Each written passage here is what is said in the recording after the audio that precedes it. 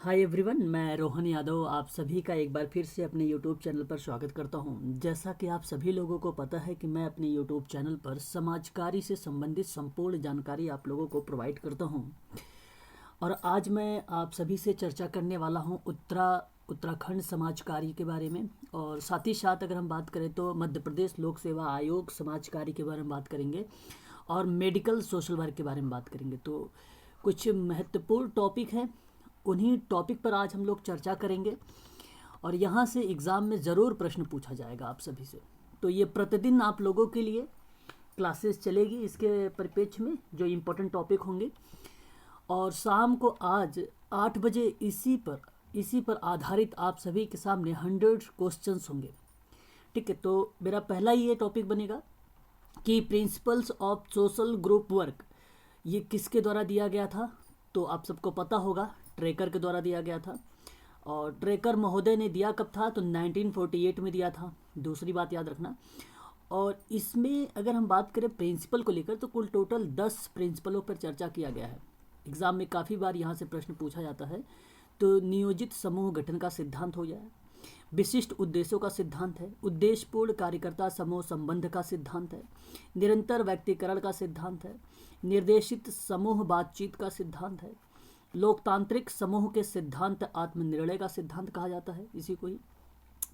और आगे अगर हम बात करें तो फ्लेक्सिबल कार्यकर्ता या लचीलापन, ठीक है, लचीलापन कार्यात्मकता का सिद्धांत अगर कहा जाए तो भी ये माना जाता है principle of social group work का ही ट्रेकर के द्वारा दिया गया था। प्रगतिशील कार्यक्रम के अनुभव का सिद्धांत भी इसी ने दिया था। संसाधन उपयोग का सिद्धांत और मूल्यांकन का सिद्धांत, तो ये 10 सिद्धांत काफ़ी बार पूछे जाते हैं इसमें। और इसमें से पूछ लेता है कि निम्न में से कौन कौन से हैं। कभी कभी आ जाता है कि निम्न में से कौन सा नहीं है, तो इसे आप लोग पढ़ के जाइएगा, ये इम्पॉर्टेंट है। मेडिकल सोशल वर्कर के लिए भी है और ये मध्य प्रदेश जो लोक सेवा आयोग के समाज कार्य में तैयारी कर रहे हैं उनके लिए भी इम्पोर्टेंट है ये।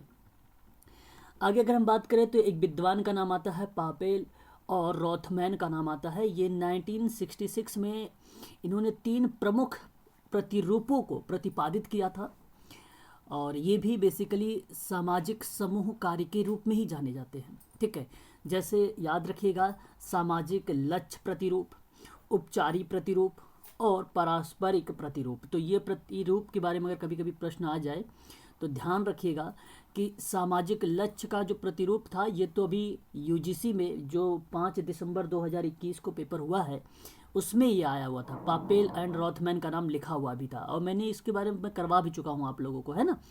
तो यहाँ पर आप लोगों के ये टॉपिक जो है इम्पोर्टेंट है, इसे भी आप लोग ध्यान रख के जाइएगा। ठीक है, इसके नाम भी। अच्छा, यहाँ पे अगर हम बात करते हैं, अच्छा इसकी पीडीएफ मैं अभी आप लोगों को दे दूंगा तो आप इजीली देख लेंगे, जूम करके भी आपको दिखाई दे देगा। वैसे मैं जूम कर देता हूँ, आप लोग देख लेंगे अभी। ठीक है, तो इसके बारे में आज हम लोग थोड़ा सा चर्चा करते हैं कि ये क्या है। इससे भी काफ़ी बार एग्ज़ाम में जो है प्रश्न पूछ लिया जाता है। ठीक है, जैसे समूह विकास के सिद्धांत में सबसे ज़्यादा फेमस है यहाँ पे टकमैन का नाम, कैलिंग का नाम, ट्रेकर का नाम और नोदर और करलैंड, ये सभी का नाम इम्पोर्टेंट है। लेकिन सबसे ज़्यादा इम्पोर्टेंट ये टकमैन और कैलिन और ट्रेकर का नाम आएगा, ध्यान रखिएगा। तो ये बेसिकली समूह विकास की अवस्था के बारे में बात किया है। फॉर्मिंग है, स्टॉर्मिंग है, नॉर्मिंग है, परफॉर्मिंग है, एडजॉर्मिंग है। तो ये याद रखिएगा, ऐसे ही इंग्लिश में ही पूछ लिया जाता है। कैलिन ने 1972 में भी दिया था दिशा निर्धारण, विरोध, समझौता, घनिष्ठता, समापन। ट्रेकर के बारे में बात करें तो 1972 में प्रारंभ, समूह भावना का आविर्भाव, मित्रता का विकास, सशक्त समूह और समूह भावना का पतन, ये 3 लोगों का नाम। और यहाँ से ये जो मैंने क्रम बताया है ये क्रम आप लोगों को पता होना चाहिए। ठीक है, तो इसे आप लोग 2-3 बार देखिएगा, मैं अभी इसकी पीडीएफ आप लोगों को दे दूंगा। ठीक है, अच्छा आप सबको भली भांति तरीके से पता भी होगा कि आज के लिए मैंने कर रखा है 999 रुपये फीस इसकी। चाहे उत्तराखंड मेडिकल सोशल वर्क की तैयारी कर रहे हैं, चाहे मध्य प्रदेश लोक सेवा आयोग समाज कार्य की स्टूडेंट तैयारी कर रहे हैं, तो उनके लिए फ़ीस रखी गई है केवल आज के लिए है ये 999 रुपये। और इसमें आपको सारी पीडीएफ भी दिया जाएगा। और आगे अगर हम बात करें तो इससे संबंधित कुछ इम्पोर्टेंट वीडियोज़ होंगी, उन वीडियोज़ को भी दिया जाएगा। ठीक है। यानी आपको मैं ग्रुप में ऐड कर दूंगा, टेलीग्राम ग्रुप से और व्हाट्सएप ग्रुप से ऐड करूंगा, वहाँ पर आपको सारी चीज़ें मिलती रहेंगी समय समय पर। ठीक है, जो वीडियो अनलिस्टेड है वो भी आप लोगों को टेलीग्राम पर मिलती रहेगी। आगे हम बात करते हैं कुछ अप्रोचेस के बारे में। जैसे अप्रोच का मतलब होता है दृष्टिकोण, कभी कभी लिखा हुआ मिल जाता है उपागम का भी नाम। ठीक है, तो याद रखेंगे उपागम कौन कौन से होते हैं। एक उपचारात्मक उपागम होता है, एक मनोरंजन उपागम होता है, निवारक उपागम होता है और विकास संबंधी भी उपागम होते हैं। ठीक है, तो ये इतने अप्रोचेस हैं। हालांकि और विद्वानों ने अलग अलग तरीके से दिए हैं, अभी मैं उस पर भी चर्चा करूंगा। तो कभी एग्जाम में ऐसे भी पूछ लेता है कि सामाजिक समूह कार्य के कौन से अप्रोच नहीं है। ठीक है, अप्रोच तो याद रखिएगा, अप्रोच को ही हम लोग मॉडल के नाम से भी जानते हैं। ठीक है, इसे भी ध्यान रखिएगा। सामाजिक समूह के अगर मॉडल्स में हम बात करें तो सामाजिक लक्ष्य का मॉडल अभी आपने पढ़ा भी है, सबसे ज़्यादा फेमस नाम इसमें रहा पापेल एंड रोथमैन का नाम रहा है। फिर अभी आप देखेंगे उपचारात्मक मॉडल भी, पारस्परिक मॉडल भी, इनटेक मॉडल।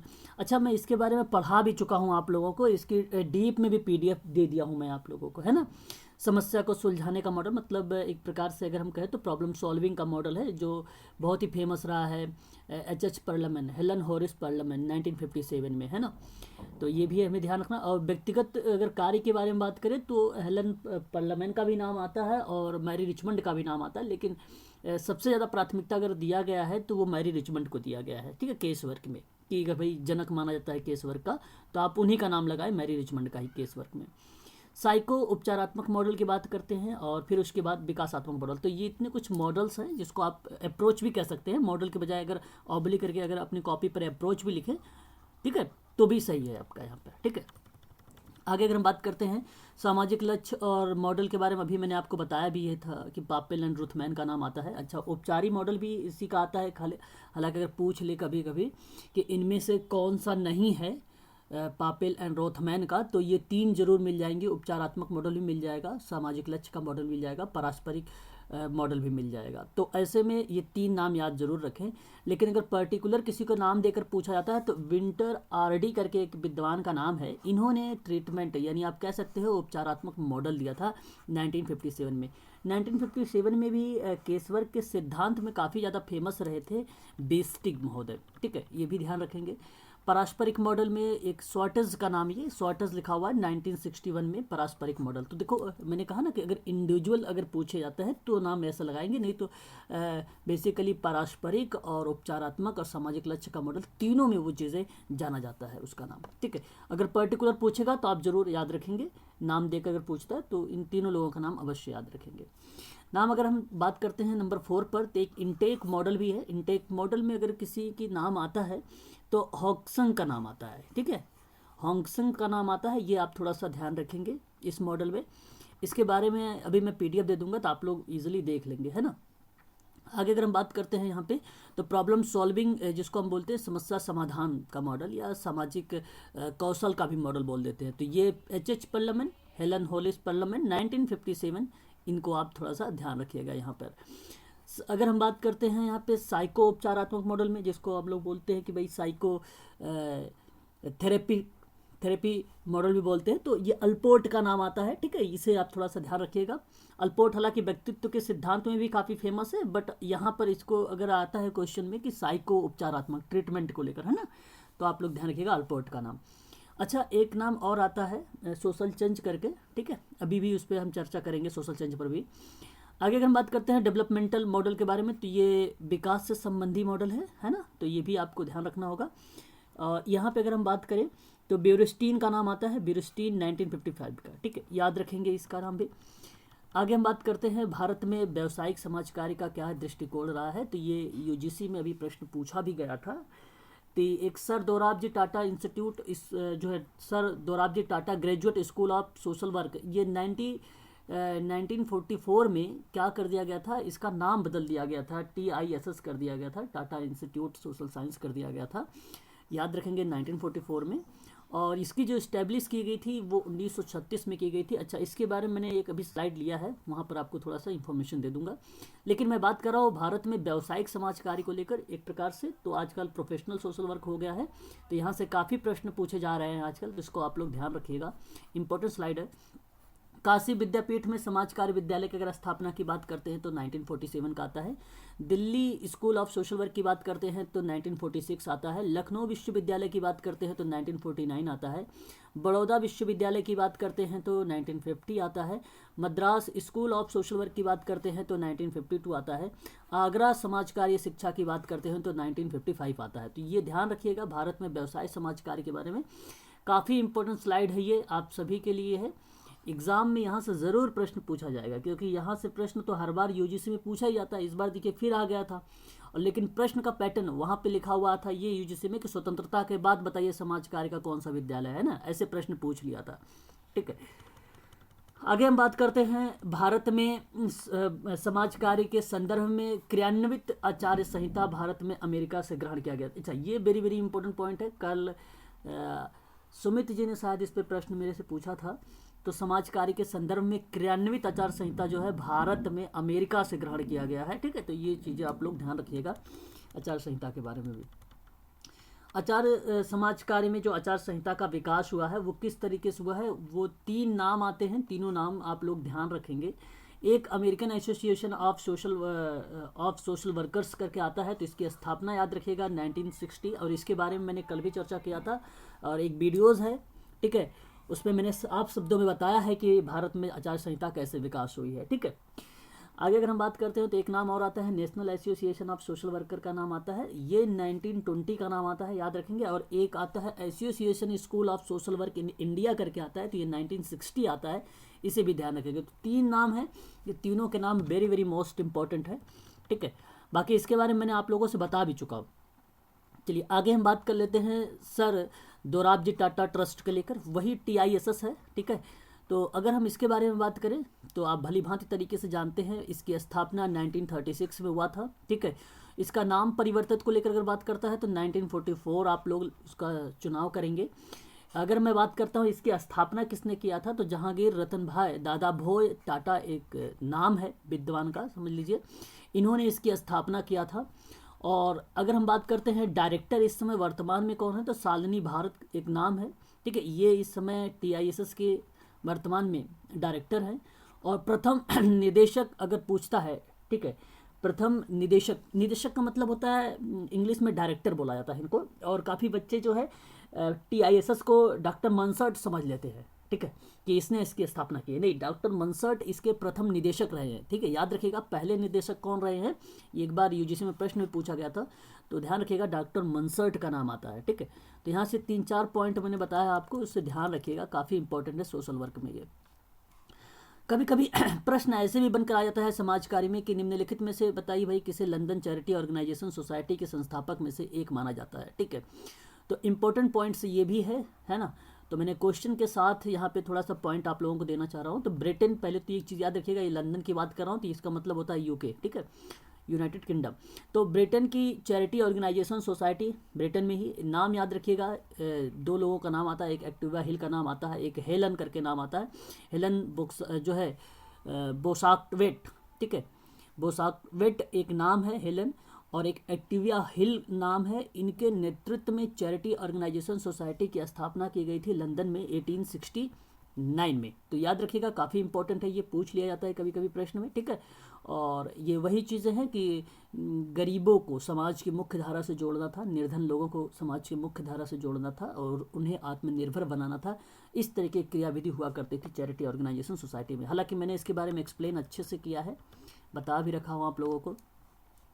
आगे अगर हम बात करते हैं 1877 में, तो एक चैरिटी ऑर्गेनाइजेशन सोसाइटी है, इसकी स्थापना हुई थी 1877 में। अगर यहाँ पे किसी का नाम पूछता है तो ध्यान रखिएगा, एक नाम है हेम्फ्री गुटरिन का नाम। ठीक है, हेम्फ्री गुटरिन महोदय जी ने अमेरिका फेलो में चैरिटी ऑर्गेनाइजेशन सोसाइटी की स्थापना की थी। समाज का मानना था इनका कि गरीबी के पीछे जो समस्याएं हैं उसकी जांच किया जाए और उसके आधार पर ही, उनकी आवश्यकता के आधार पर ही उन्हें समाज की मुख्य धारा से जोड़ा जाए। इस तरह की क्रियाविधि भी इसमें हुआ करती थी। ठीक है, तो ध्यान रखिएगा। जर्मनी में एक ये भी थोड़ा सा इंपॉर्टेंट लाइन है, इसे भी थोड़ा सा ध्यान रखिए। जर्मनी में एक एल्बर फेल्ड में हुई और 1877 के आसपास बुफेलो में हुई थी। ठीक है, तो याद रखिएगा, कोई एग्जैक्ट ये नाम नहीं, अगर आपसे प्रश्न पूछे कि जर्मनी वगैरह को लेकर तो एल्बर फेल्ड का नाम ज़रूर वहाँ पर आप लोग ढूंढिएगा, किसी ऑप्शन में है। हालांकि क्वेश्चन नहीं बनाया गया है यहाँ से जो है अल्फ्रेड से, परंतु 1877 से बफेलो जो यूएसए का है यहाँ से प्रश्न बनाया गया है। इसे आप लोग खासकर ध्यान रखेंगे। नाम गुटरिन का भी याद रखेंगे, ठीक है, हेम्फे गुटरिन का। अच्छा, कभी कभी जो है अगर मैं 1869 की बात कर रहा था यहाँ पर, ठीक है, एक्टिविया हिल के साथ हेलन जो है इनका गेसलमेंट का नाम से भी जाना जाता है, ठीक है, इन्हीं का नाम है, गेसलमेंट भी इन्हीं को कहा जाता है, ठीक है, तो याद रखेंगे, ठीक है आप लोग यहाँ पर। आगे अगर हम बात करते हैं, अच्छा इसका नाम भी परिवर्तित है, आप लोगों को कमेंट करके बताना है कि जो यूके का चैरिटी ऑर्गेनाइजेशन सोसाइटी है उसका नाम परिवर्तित है, इस समय क्या नाम रखा गया है, ये आप लोग कमेंट करके बताएंगे। और नहीं तो मैं नेक्स्ट वाली क्लास में, आज शाम की जो क्लास आप लोगों की होने वाली है उसमें मैं ज़रूर आप लोगों से बताऊँगा। आगे हम बात करते हैं पिंकस और मिनहम के बारे में। ये पिंकस और मिनहम का कुछ स्टेटमेंट है, कुछ विद्वान इतने फेमस होते हैं उनके स्टेटमेंट पूछ लिए जाते हैं। जैसे समाज कार्य में लोगों की भागीदारी आवश्यक है, ये स्टेटमेंट किसने कहा है, तो समाज कार्य में लोगों की भागीदारी आवश्यक है, पिंकस और मिनहम ने कहा है। इसको नोट करिएगा आप सभी लोग, है ना। आगे हम बात करते हैं और भी कुछ, जैसे स्टेटमेंट ले लेते हैं। फ्रीडलैंडर, वाल्टर एंड्रियास फ्रीडलैंडर इनका पूरा नाम है। समाज कार्य कला और विज्ञान दोनों है, ये आपको ध्यान रखना होगा, ये भी स्टेटमेंट फेमस है। यंगलार्ड की अगर बात करें तो इनकी भी एक फेमस परिभाषा के रूप में जानी जाती है समाज कार्य को। ये समाज कार्य व्यक्ति के द्वारा पर्यावरण के साथ अंतर संबंध रखती है, तो ये आपको ध्यान रखना होगा। गेशल कोनफ्का के बारे में आपको अच्छे तरीके से पता होगा, इनका भी स्टेटमेंट है, समाज कार्य नैतिक मांगों पर आधारित है, ये भी हमें ध्यान रखना पड़ेगा। बीजी खेर इनका नाम है। बीजी खेर विद्वान के बारे में अगर हम बात करें तो समाज कार्य एक गत्यात्मक कार्य है, ये भी हमें थोड़ा सा ध्यान रखना पड़ेगा, ठीक है। और जब कभी नैतिक मांग में अगर कोई बात आए, जैसे नैतिकता का सिद्धांत की कभी बात आए, तो वहाँ पे लॉरेंस कोहलबर्ग का नाम आ जाएगा, लेकिन जब नैतिकता की मांग की बात होगी तो आप ध्यान रखेंगे गेशल कोनफ्का का ही नाम, ठीक है। आगे हम बात करते हैं व्यक्तिगत समाज कार्य के चरण को लेकर। अच्छा, इस पर थोड़ा सा और भी पॉइंट्स आप लोगों को मैं प्रोवाइड करूंगा, हालांकि मैं बता भी चुका हूँ, ठीक है। जैसे अगर मैं बात करूँ पहले, तो आप लोग ध्यान रखिएगा, प्रवेश होता है, अध्ययन होता है, सामाजिक निदान होता है, उपचार होता है, मूल्यांकन होता है, फिर समाप्ति होता है। इसे आप लोग खासकर ध्यान रखेंगे, इंपॉर्टेंट पॉइंट है ये। कई बार एग्जाम में ये भी प्रश्न पूछ लिया जाता है कि व्यक्तिगत जो केश वर्क है कैसे करोगे आप, तो इन प्रक्रियाओं से आपको गुजरना पड़ेगा, इसे आप खासकर ध्यान रखेंगे। आगे अगर हम बात करते हैं, अच्छा इसमें भी कई चीज़ें पाई जाती है भी, इसके अंदर भी अंतरण प्रत्यंतरण भी देखने को मिलता है ना। इसके बारे में हम लोग थोड़ा सा चर्चा करेंगे भी आने वाले टाइम में, क्योंकि प्रतिदिन मैं आप लोगों से चर्चा करूंगा, ठीक है। आगे अगर हम बात करते हैं स्थिति में व्यक्ति, पर्सन इन सिचुएशन, देखिए कभी कभी ये भी बन जाता है क्वेश्चन कि स्थिति में व्यक्ति यानी पर्सन इन सिचुएशन, बात एक ही है, ठीक है यहाँ पे। और इसका अवधारणा किस विद्वान ने दिया था, तो फ्लोरेंस होलिस नाम आता है, ठीक है, होलिस, ठीक है, फ्लोरेंस होलिस नाम आता है। और फ्लोरेंस जो होलिस थे, इन्होंने ही स्थिति में व्यक्ति के बारे में अवधारणा को बताया था, याद रखेंगे आप लोग। व्यक्तिगत समाज कार्य की बात हम अगर बात करें तो इसके संस्थापक के रूप में कौन जाने गए हैं, तो याद रखना आप सभी लोग, मैरी रिचमंड काफ़ी फेमस रहे हैं, ठीक है, और इसी के संस्थापक के रूप में इनको जाना गया है। और व्यक्तिगत समाज कार्य के सिद्धांतों को लेकर कभी बात होता है तो बिस्टिक का नाम तो आता ही आता है, इसमें कोई दो राय नहीं है, लेकिन कहीं नहीं कहीं उनके साथ साथ हेलन हॉरिस पर्लमैन का भी नाम आता है, क्योंकि सोशल केस वर्क में उन्होंने अ प्रॉब्लम सॉल्विंग प्रोसेस नाम की एक पुस्तक लिखी थी, पर्टिकुलर केस वर्क पर ही था, और वो किताब आई थी 1957 में, है ना, तो उस पर ही आधारित था। अब देखिए यहाँ पर व्यक्तिगत, यहाँ पर अगर हम बात करते हैं व्यक्तिगत समाज कार्य का सिद्धांत को लेकर, तो बिस्टिक का आया था 1957 में, है ना, तो इसे हम लोग खासकर ध्यान रखेंगे, ठीक है। आगे हम बात करते हैं सामाजिक समूह कार्य के वर्गीकरण में, तो नाम आता है जो है सैंडरसन का नाम आता है एक अनैच्छिक और ऐच्छिक समूह कार्य को लेकर। मिलर का नाम आता है क्षैतिज और हॉरिजॉन्टल, और आप कहते हो वर्टिकल, जिसको आप ऊर्ध्वाधर समूह बोलते हैं, ये भी ध्यान रखना होगा। एफ्टोनीज काफ़ी ज़्यादा फेमस है, ठीक है, तो ये ध्यान रखिएगा, कभी कभी पूछ लेता है गेसल सॉफ्ट के, मिनन सॉफ्ट के बारे में, ठीक है, तो गेमिन सॉफ्ट और गेसल सॉफ्ट की अवधारणा किस विद्वान ने दिया है, तो एफ्टोनीज जो है फर्मांडिस टोनीज इनका पूरा नाम है, याद रखेंगे। समुदाय और समिति इनको कि जो है जानी जाती है, इनकी दो चीज़ें याद रखेंगे। पार्क और बर्गेस के बारे में बात करें तो प्रादेशिक और गैर प्रादेशिक के समूह के बारे में बात किया है। और यहाँ पर एक और इम्पोर्टेंट है, C.H. कूले, आप सबको अच्छे तरीके से पता है चार्ल्स हार्टन कूले के बारे में। प्राथमिक और गौड़ मतलब जिसको द्वितीयक समूह के रूप में जाना जाता है। हालांकि सबसे ज़्यादा फेमस 1909 में जो उनका रहा था प्राथमिक समूह ही रहा था, इस वजह से ज़्यादा जाने जाते हैं प्राथमिक समूह में। परंतु आपको ये भी याद रखना कि द्वितीयक समूह भी इसने दिया है, लेकिन अगर इसकी अवधारणाओं को सही तरीके से स्पष्टीकरण किया है कोई द्वितीय समूह को तो किंग्सले डेविस ने किया है। ठीक है, ये भी हम थोड़ा सा नोट करके ध्यान में रखते हैं। प्रश्न के आधार पर हम समझ जाते हैं कि भाई प्रश्न किधर जा रहा है ना। प्रश्न जब मिलेगा आपको, मैं करवाऊंगा आज शाम को 8 बजे, तो आपको ईजिली मिल जाएगा।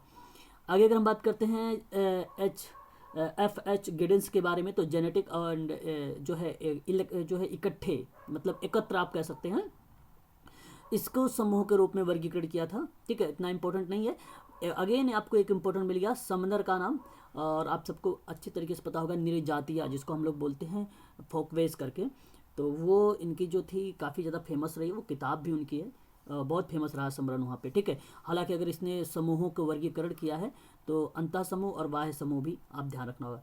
जॉर्ज हसन के बारे में बात करें तो इन्होंने असामाजिक, आभासी और समाज विरोधी और समाज पक्षी के बारे में बात किया था। पक्ष का मतलब होता है एक पक्ष एक विरोध, है ना, ये चीज़ आप समझ रहे होंगे, विपक्ष पक्ष, तो उन चीज़ों की बात करता है ये जॉर्ज हसन। ठीक है, तो ये भी कुछ इंपॉर्टेंट स्लाइड थे, इसमें 3-4 पॉइंट था। कुछ बच्चे कह रहे थे कि थ्योरीज पर इंपॉर्टेंट चीज़ें जो है सर बता दीजिए, जो काफ़ी बार एग्जाम में रिपीटेड हुए हैं। ठीक है, मैं उन्हीं पर चर्चा कर रहा हूँ। अभी बहुत सारी चीज़ें हैं इसमें, ठीक है, तो मैं आप लोगों से चर्चा करूँगा और भी चीज़ों पर। ठीक है, आगे अगर हम बात करते हैं कुछ और भी सिद्धांतों पे, जैसे समूह कोले का समाजीकरण का सिद्धांत है, जॉर्ज मिड का एक समाजीकरण का सिद्धांत में आया है, फिर सिगमंड फ्रायड का आता है, दुर्खिम का आता है। तो ये कुछ नाम है जो समाजीकरण के सिद्धांत में काफ़ी फेमस रहे हैं। ठीक है, समाज कार्य में यहाँ से भी प्रश्न काफ़ी बार पूछे जाते हैं। C.H. कूले के बारे में आप भली भांति तरीके से जानते हैं, काफ़ी ज़्यादा फेमस है। आत्मदर्पण का, लुकिंग ऑफ ग्लास के बारे में अगर जब कभी पूछा जाता है तो सीधा सीधा बच्चे इन्हीं को लगा के आते हैं, C.H. कूले का ही नाम, और ये सही है। ठीक है, यही आपका सही जवाब हो जाएगा। जॉर्ज मिड के बारे में बात करें तो इनमें देखिए माइंड और सेल्फ एंड सोसाइटी, जिसको आप जानते भी हो कि आई एंड मी के बारे में जब कोई चर्चा करता है तो यही है। ठीक है, बाकी आप याद रखिएगा I am okay you are okay के बारे में एंटोनियो के नाम आता है। ठीक है, मैंने आप लोगों से पहले भी इसकी किताबों पर चर्चा कर चुका हूँ, बताया भी हूँ कि यू आर ओके और आई एम ओके, है ना, you are not okay, I am okay, इस तरीके के 4 स्टेप के माध्यम से इन्होंने बताया था। आगे अगर हम बात करते हैं यहाँ पे सिगमंड फ्रायड के बारे में, तो सिगमंड फ्रायड महोदय मनोविश्लेषणात्मक जो मनोलैंगिक सिद्धांत है काफ़ी ज़्यादा फेमस है इसमें, और इनका एक सिद्धांत था लैंगिक वाला, जिसने मुखा सिद्धांत बोला था, गुदा सिद्धांत बोला था, लैंगिक सिद्धांत बोला था तीसरा।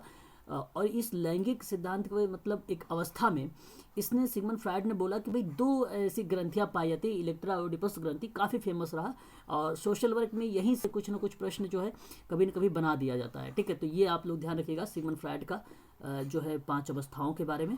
और प्लस में साथ ही साथ याद रखिएगा ईद, ईगो, सुपर ईगो, यानी जिसको हम बोलते हैं ईद, अहम और परा अहम के बारे में बात करते हैं तो कोई विद्वान बात करता है तो वो सिगमंड फ्रायड बात करता है। चेतन, अचेतन और अवचेतन के बारे में कोई विद्वान बात करता है तो सिगमंड फ्रायड बात करता है।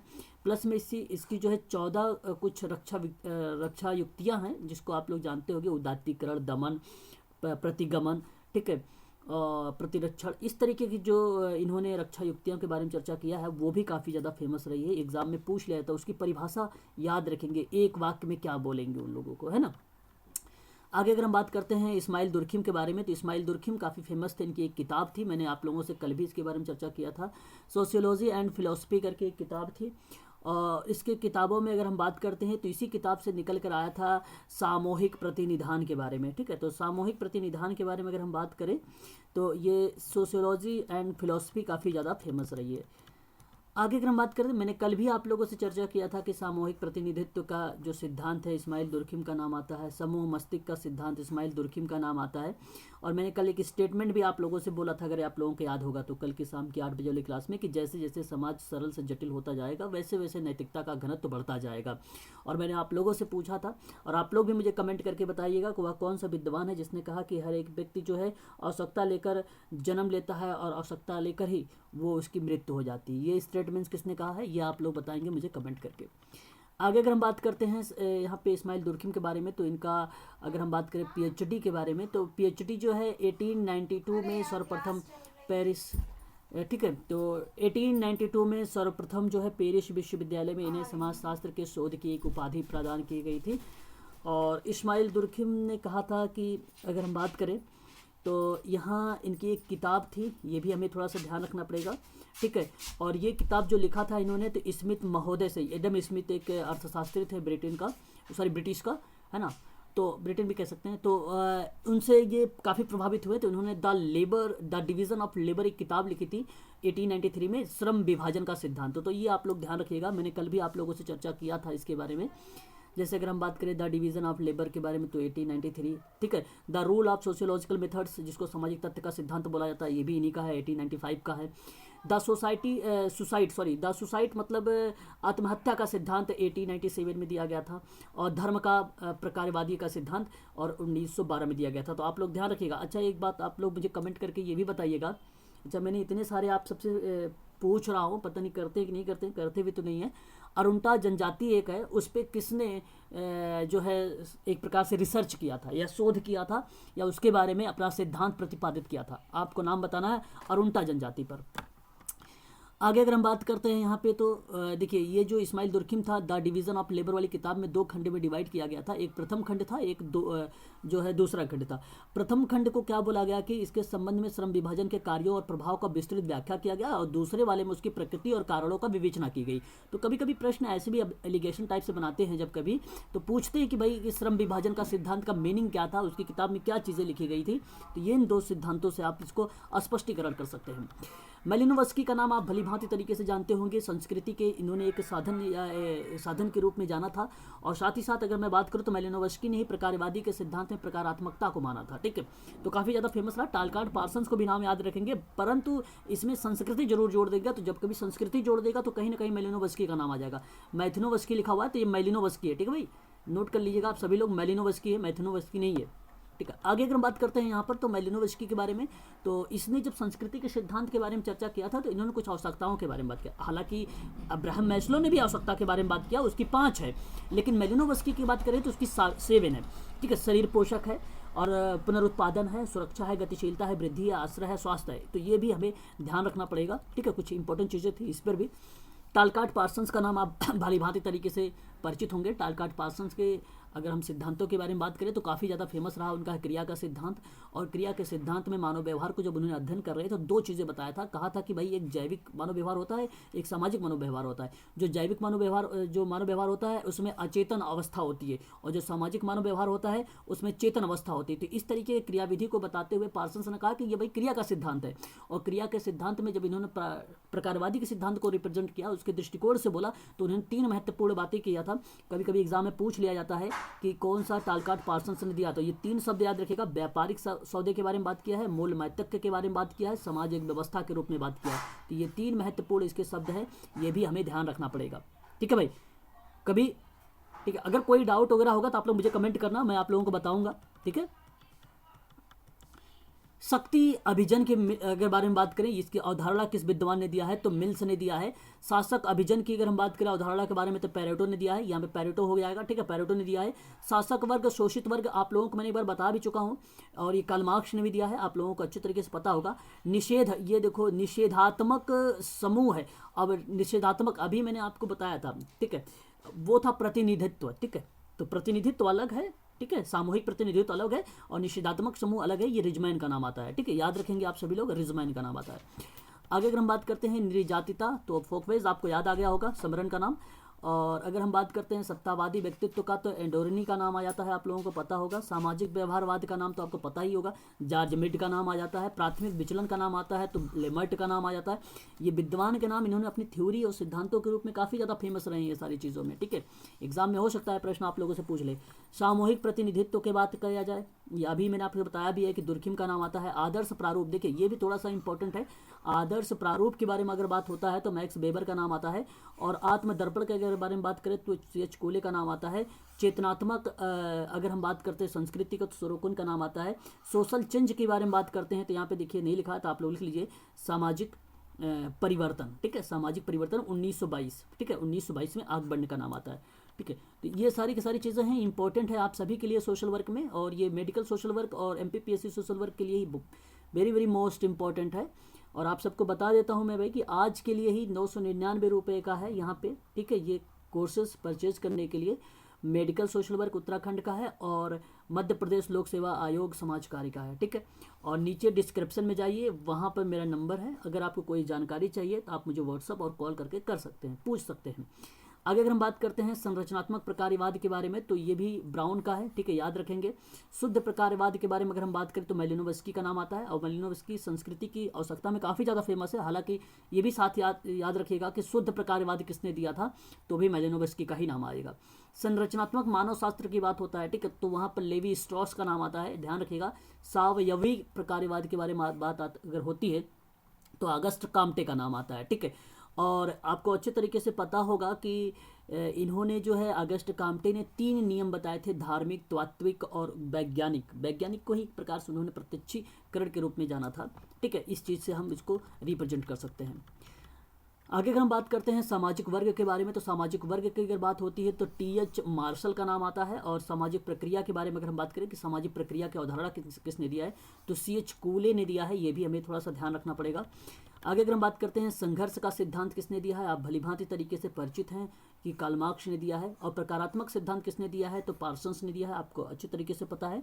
और एक रेखीय विकास का सिद्धांत किसने दिया है, तो गेरहार्ड लेस्की जूनियर ने दिया है। याद रखिएगा, ये एक रेखीय विकास का सिद्धांत है। और बहुरेखीय विकास का सिद्धांत की बात अगर हम करते हैं तो अगस्ट काम्टे का ही नाम आता है। ठीक है, तो ये कुछ इंपॉर्टेंट चीज़ें थी, आप लोग इसको ध्यान में रखिएगा।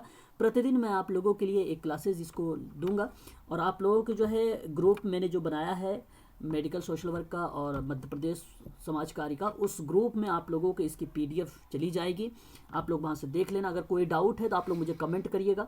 ठीक है, अगर कोई क्वेरीज वगैरह है तो डिस्क्रिप्शन में नंबर है, आप मुझसे कॉल करके पूछ सकते हैं। ठीक है, आज के लिए बस इतना ही। शाम को 6 बजे एक क्लास आपकी होगी मध्य प्रदेश लोक सेवा आयोग समाज कार्य की, और शाम 8 बजे आप सबकी क्लास होगी। आज प्रैक्टिस होगी, 100 क्वेश्चंस लिए जाएंगे उसमें। और अभी मैं फोबिया से रिलेटेड कुछ क्वेश्चन करवाया हूँ, और भी क्वेश्चंस हैं वहाँ पे, तो वो 8 बजे क्लास चलेगी आप सभी का। ठीक है, तो आज के लिए बस इतना ही।